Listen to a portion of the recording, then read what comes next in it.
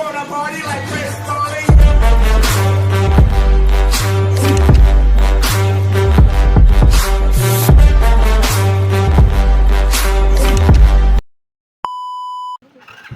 আসসালামু আলাইকুম ভাই ব্রাদার্সরা, আপনারা কেমন আছেন? আশা করি ভালো আছেন। আমিও আল্লাহর রহমতে ভালো আছি।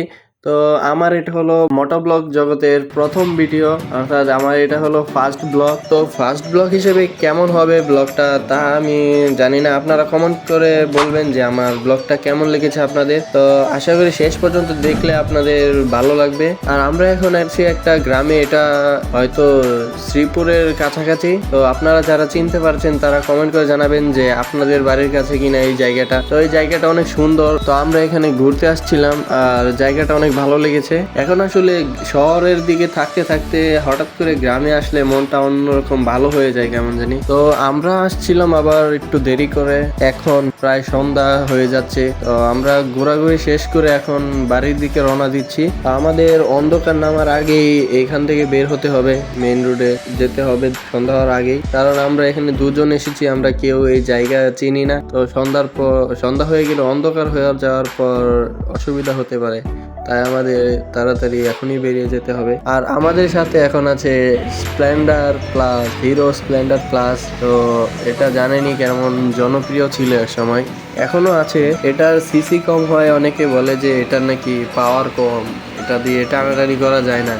কিন্তু যারা চালিয়েছে একবার তারা জানে এটা দিয়ে কি কি হয়। তো এটাকে দুর্বল বাইক ভাবলে ভুল হবে, কারণ এটা এতটাও কম স্পিড দেয় না। আপনি যদি স্প্লেন্ডার প্লাস অথবা স্প্লেন্ডারে যতগুলো বাইক রয়েছে এগুলো যদি আপনি একবার রাইড দেন তাহলে বুঝতে পারবেন আপনার কি কি ভুল ধারণা ছিল। আর ভুল ধারণা থাকারও কথা নয়, কারণ এটা সবাই দেখেছে যে কেমন চালানো যায়। তো অনেকে বলবে যে এটা ছোট বাইক তাই এটার আর কি পাওয়ার আছে, অন্যগুলোর সামনে দাঁড়াতে পারবে না। অন্যগুলোর সাথে দাঁড়াতে পারবে না এটা ঠিক, কিন্তু এইটার লেভেলে যেই বাইকগুলো রয়েছে সেগুলোর সামনে কিন্তু এটা দাঁড়াতে পারবে এবং এটা জিতে যেতে পারে। কিন্তু ওই যে একটা কথা আছে না যে ছোট মরিচের ঝাল বেশি, এমনই একটা স্প্লেন্ডার প্লাস। আর দাম অনুযায়ী এটা যথেষ্ট, কারণ এই দামে এই বাইক পাওয়ার যথেষ্ট রয়েছে। তো আমরা আস্তে আস্তে এখানে দেখতে পাচ্ছি যে একজন মুরব্বী এখানে লাকড়ি নিয়ে যাচ্ছে কাঠের। তো আমরা এইসব লাকড়ি আসলে গ্রামের দিকেই দেখা হয়, তো শহরে তো চোখেও পড়ে না। এটা এখন তো মানে মাটির চুলা পাওয়াই যায় না, গ্রামে থাকতে পারে। আর এছাড়া এখন লাকড়ি শুধু ওই যে শহরে যে পিঠার দোকান রয়েছে সেখানে দেখা যেতে পারে। জানি না এখন পর্যন্ত আপনাদের ভালো লাগছে কিনা ব্লগটি। কোনো ভুল ত্রুটি হলে ক্ষমা সুন্দর দৃষ্টিতে দেখবেন, প্রথম ব্লগ তাই একটু নার্ভাস লাগছে। আর সুযোগ পেলে এভাবে ছুটির দিনে ঘোরাঘুরি করবেন, আপনাদের ভালো লাগবে। বন্ধু বান্ধবদের সাথে একটু ঘুরলেন, মনটাও ফ্রেশ হবে। আর দেখুন রাইড করতে করতে কিভাবে আমরা দুষ্টুমি করি। লেগে এমনি লাইট মারবো। গায়স, আপনারা দেখতে পাচ্ছেন আমরা যাচ্ছি।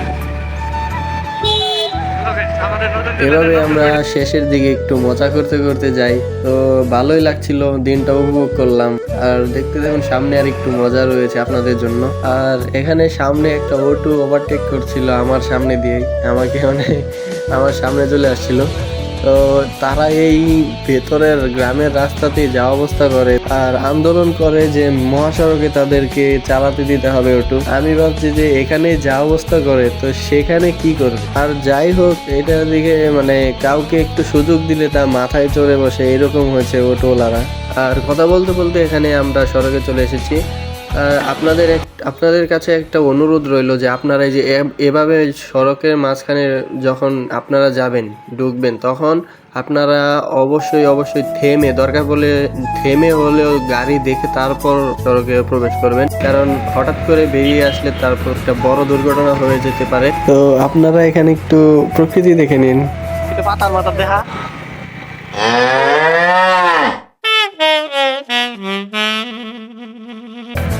আজকের মতো এখানেই বিরতি নিচ্ছি, সামনের ব্লগে আবার দেখা হবে ইনশাআল্লাহ। তাড়াতাড়ি আবার ব্লগ নিয়ে চলে আসবো। তো সবাই ভালো থাকবেন, আসসালামু আলাইকুম।